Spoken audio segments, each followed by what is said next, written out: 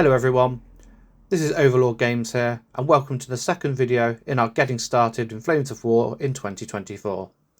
Today we're going to talk about 5 things we wish we knew when we were beginning. First we'll talk about starter boxes, then we'll talk about the books, then we'll talk about unit cards, then command cards, and finally the community as a whole. We hope you enjoy this video. Don't forget to like, share and subscribe. Thank you. With each new book that's released, Battlefront, who make Flames of War, release a new starter army that usually includes the new units and some other flavoursome units to go with them. One of the great ways to get into Flames of War is to buy one of the starter armies. For example, the Heavy Tank Hunter Kampfgruppe for German Bulge. Now, starter boxes are great value because the tanks they include can also be built in their other variants. So, for example, it comes with 3 Jagdpanthers, but those can also be built as Panther Late. 2 Ostwinds can be built as Wirbelwinds if you choose. 5 Hornices or Hummels. So you get the picture. You've got this nice mix of different tanks you can build out of it. And that also is great for if you wanted to buy a second one. For example, it comes with 2 Ostwinds. If you wanted 4, you could in theory buy 2 of those kits and you wouldn't waste a single model. And you'd have a lot of variety. So that's one great thing about the Flames of War starter boxes. Another great thing about the Flames of War starter boxes is they all include an A5 mini rulebook. Now, you will end up with quite a few of these, but what's great is you can pass them on to friends. So if anyone's interested in the rules, then you just pass it over and say, hey, have a look at the rules. They're nice and cheap. It also includes the unit cards you'll need to use the units in the box.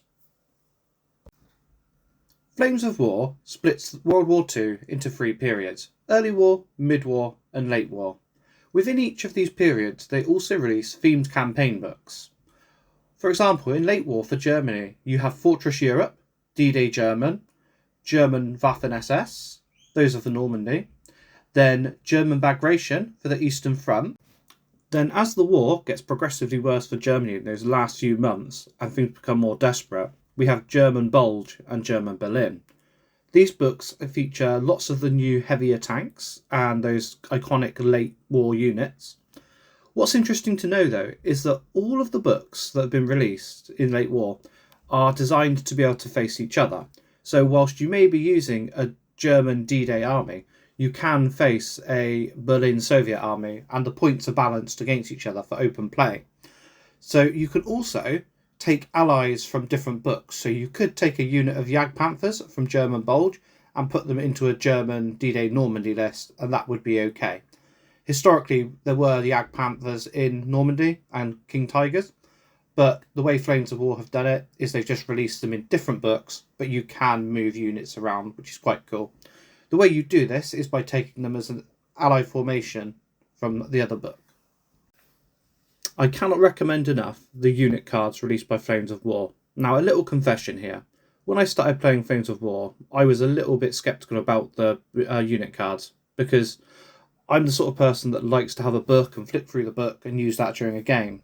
However, by game 2, I ate my own words and decided that I really liked the unit cards. Now, unit cards, as they should, have every piece of information you're going to need to know about your unit as a quick reference point. Need to know what your firepower is? It's on the card. Need to know your tactical movement? It's on the card. The unit cards are awesome. Just make sure that you buy them because it's sometimes harder to get some of the older unit cards as they're not currently printed. So some of the earlier books, it's hard to get the unit cards. Some of the older boxes did include unit cards of each box, but what I've noticed is that some of the newer boxes do not have the unit cards in them.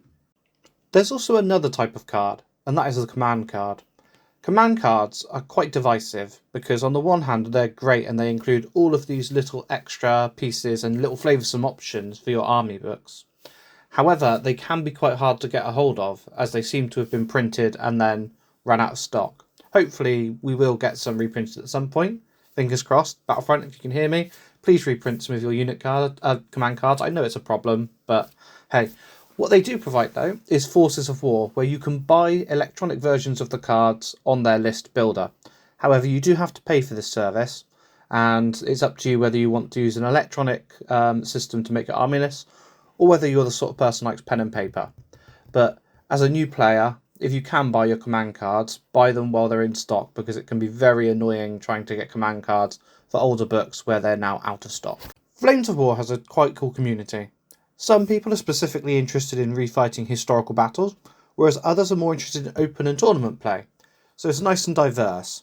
We'd recommend that you check out different channels on YouTube, such as Panzer Schüler, All Miniatures Great and Small, and Lack of Foresight Gaming. However, we do apologise if we've missed any really good ones, but those are the three that have been most formative towards us. Make sure you check out and see if there's a community near you, and if there's not, then we will have an upcoming video series on growing your local community, which is something we're currently experiencing at the moment at Overlord Games.